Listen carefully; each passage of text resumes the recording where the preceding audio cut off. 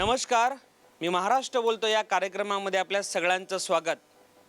पनवेल आद्य क्रांतीवीर वासुदेव बळवंत फडके यांची जन्मभूमी याच पनवेल भागातील शिरडोनमध्ये येते आणि पेशवेकालीन अनेक विविध तलाव असलेला पनवेल हा एक ऐतिहासिक तालुका म्हणून ओळखला जातो. आज आपण आलेलो आहे पनवेल विधानसभा मतदारसंघामध्ये. इथले अनेक सामाजिक राजकीय कार्यकर्ते आपल्याशी जोडले गेलेले आहेत, काही गृहिणी आहेत, इथले संभाव्य उमेदवारसुद्धा आहेत शेतकरी कामगार पक्षाचे, आणि इतर अनेक सर्वसामान्य सुज्ञ नागरिकसुद्धा आपल्याशी जोडले गेलेले आहेत. त्यांच्याशी आपण चर्चा करणार आहोत, जाणून घेणार आहोत कोणते मुद्दे त्यांना या विधानसभा निवडणुकीमध्ये महत्त्वाचे वाटतात. मी सुरुवात करतो अर्थातच गृहिणींपासून. कोणते मुद्दे तुम्हाला यावेळी विधानसभा निवडणुकीत महत्त्वाचे वाटतात पनवेलसाठी? पनवेलसाठी माझं मत असं आहे की पनवेलचा आमदार कसा असावा, त्याचं मत कसं असावं लोकांसाठी. तर 2009मध्ये जे आमदार होते त्यांनी आमच्यासाठी म्हणजे काहीच केलं नाही. असं की पाण्याची सुविधा असू दे किंवा लाईटची असू दे किंवा रस्त्याचं प्रॉब्लेम असू दे, या बाबतीत त्यांनी पूर्ण दुर्लक्ष दिले. पनवेलचे खड्डे वगैरे भरपूर आहेत, रस्त्याचं काम. आता असा आमदार आला पाहिजे का जे जनतेच्या मतानुसार म्हणजे सर्वसाधारण गरीब जनतेला मदत करणारा असा आमदार. प्रश्नांवर त्यांनी काम केलं पाहिजे असा आमदार इथल्या सगळ्या गृहिणींना हवंय, पनवेलवासियांना हवंय, काही सुज्ञ नागरिक पण युवक या ठिकाणी एक दिसतोय. युवकांच्यासाठी खरोखर रोजगाराच्या संधी या भागामध्ये आहेत काय, की युवक म्हणून काय वाटतंय, कोणत्या अपेक्षा आहेत यावेळी? नक्कीच युवकांसाठी ज्या मागच्या वेळी ज्या आमदारांनी आश्वासनं दिली होती की आम्ही युवकांसाठी जास्तीत जास्त रोजगार उपलब्ध करून देऊन, पुन्हा शैक्षणिक जो क्षेत्रात जर आपण पाहिलं की फीची वाढ आहे ती सर्वसाधारण माणसाला झेपत नाही आहे, आणि शिक्षणाचा देखील दर्जा फार कमी झाला, त्याच्यामुळे सर्वसाधारण माणूस झेपत नाही. फीमध्ये भरमसाठ वाढ झाली आहे, त्याच्यामुळे सर्वसामान्य गरीब विद्यार्थ्यांना शिक्षणापासून तो वंचित राहतो असं म्हणतात विद्यार्थी.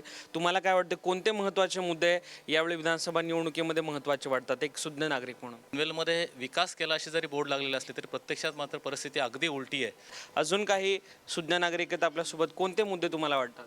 मागच्या विधानसभेला जे आता आमदार म्हणून निवडून आले त्यावेळी त्यांनी या पनवेल शहरातल्या सुज्ञ नागरिकांना एक मोठं आश्वासन दिलं होतं आणि एक तरुण चेहरा म्हणून लोकांनी त्यांना मतदान केलं होतं की या पनवेल शहराचं जे टेक्नॉलॉजिस्ट म्हणून सॅम पत्रोडा यांचं नाव केलं होतं आणि त्यांच्या आश्वासनावर सांगितलं त्या पद्धतीने पनवेल शहराचा विकास केला जाईल.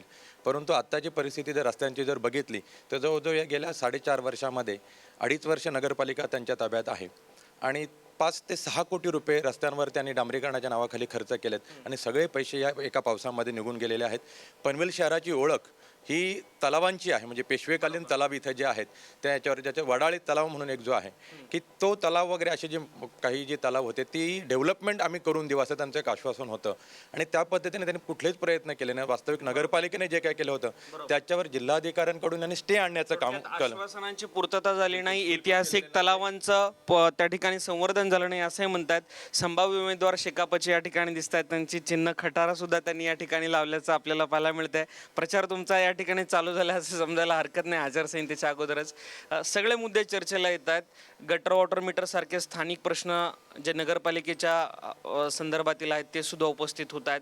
नेमके काय विकासाचे मुद्दे घेऊन तुम्ही लोकांच्या समोर जाता? पनवेल विधानसभा मतदारसंघाची एकंदर रचना आपण बघितली तर हा मतदारसंघ सिडकोने वसवलेली नवीन शहरं, पनवेल नगरपालिका क्षेत्र आणि तालुक्याचा ग्रामीण भाग अशा पद्धतीनं विभागलेला आहे.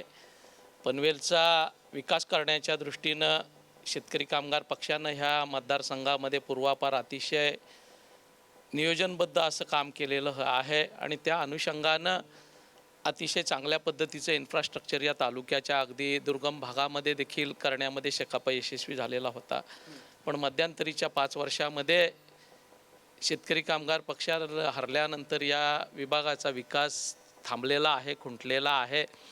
ह्या निवडणुकीला जनतेसमोर जात असताना प्रामुख्यानं या 9 वसाहतींचे प्रश्न व्यवस्थितरित्या सोडवून त्यांना पायाभूत नागरी सुविधा मिळवून देणं, तालुक्याच्या ग्रामीण भागामध्ये रस्त्यांचं जाळं निर्माण करणं, पाणी पुरवठ्याच्या सुविधा निर्माण करणं, मुख्यतः संपूर्ण या विभागाला 24 तास अखंडित वीज राहील या दृष्टीनं प्रयत्न करणं, रेल्वेची कनेक्टिव्हिटी या मतदारसंघाचा अतिशय जिव्हाळ्याचा प्रश्न झालेला आहे. हार्बर असेल किंवा मध्य रेल्वेची दिवा पनवेल रोहा हे असेल त्या सेवेवर लक्ष केंद्रित करणं, घनकचरा व्यवस्थापन व्यवस्थितरित्या करून या ठिकाणच्या नागरिकांना MRTP अंतर्गत ज्या सुविधा मिळणं गरजेचं आहे, मग गार्डन्स असतील, ग्राउंड्स असतील, त्या मिळवून देणं आणि भविष्यातही आम्ही दिलेल्या शब्दाशी बांधील राहून सर्वसामान्य जनतेशी निगडीत राहून हा विकास करायला मागतोय. सर्वांगीण विकासाच्या मुद्द्यावर आम्ही यावेळी विधानसभा निवडणुकांना सामोरं जाणार आहोत आणि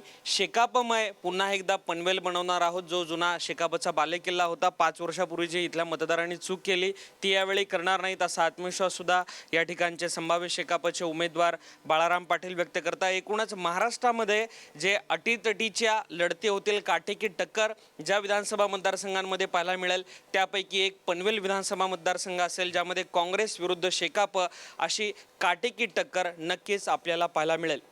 कॅमेरा पर्सन राकेशसह मंगेश चिवटे, साम TV, पनवेल.